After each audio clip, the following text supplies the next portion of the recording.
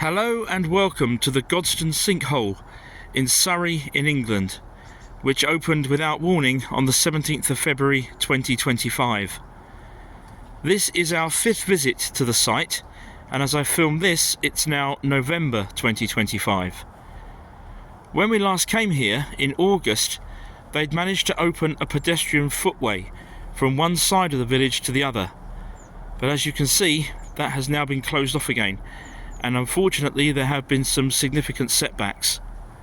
So before we go any further, let's have a quick review for those who aren't familiar with the situation, and then we'll have a look around and I'll give you the latest news.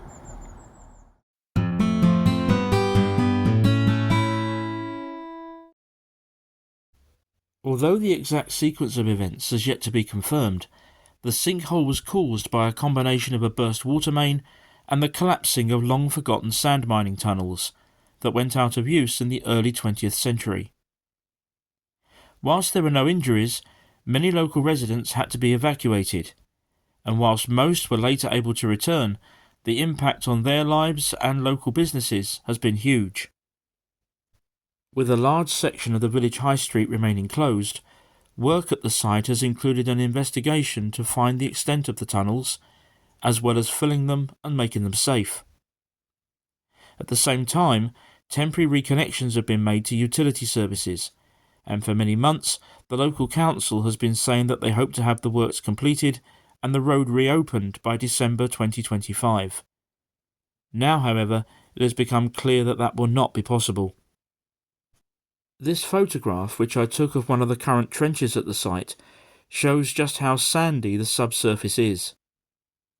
This is a particularly fine and crumbly type of sand, making stabilisation difficult.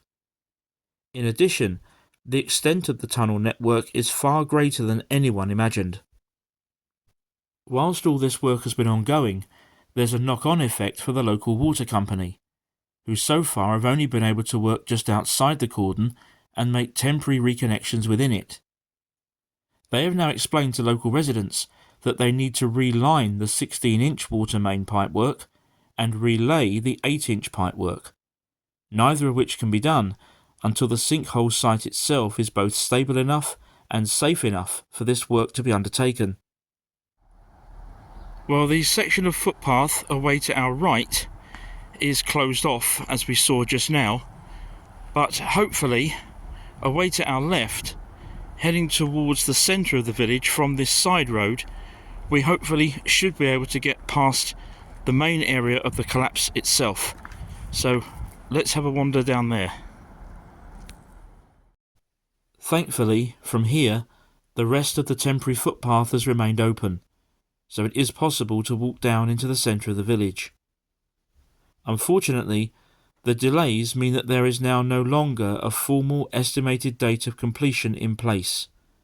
Apparently, March 2026 is now being considered the absolute earliest. Just down there is the historic centre of Godstone Village, so the sinkhole is up the slope here behind us. When we last came in August, there was a large hole in the ground, roughly where that grey car is parked outside the garage, where a new water main was being fitted.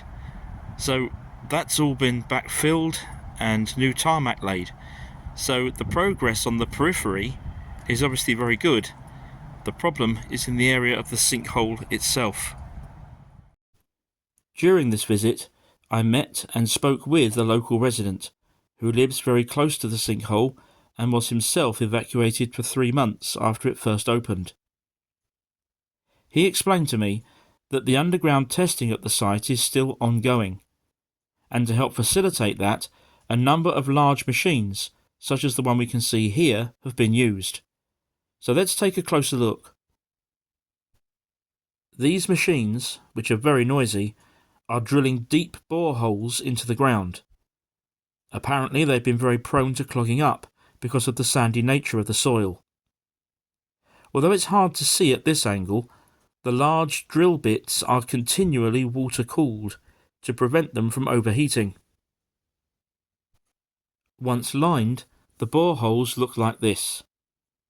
These allow for equipment to be lowered deep underground, such as sonar, for example, which is being used to help map the extent of the tunnels. The Godstone Sinkhole is extremely complicated, and there have been a number of setbacks and disappointments since we were last here in August.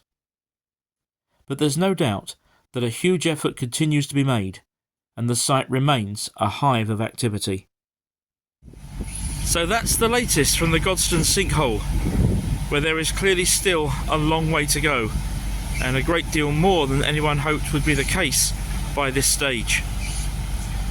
If you'd like to see my previous visits to the Godstone Sinkhole, you'll find a link on screen in a moment to the first of them, and then all my visits can be found by looking at my Godstone playlist, where in addition to those you'll also find the videos that I've made about the various historic aspects of this village. Thank you very much indeed for joining me today for this latest update, and I will see you again very soon.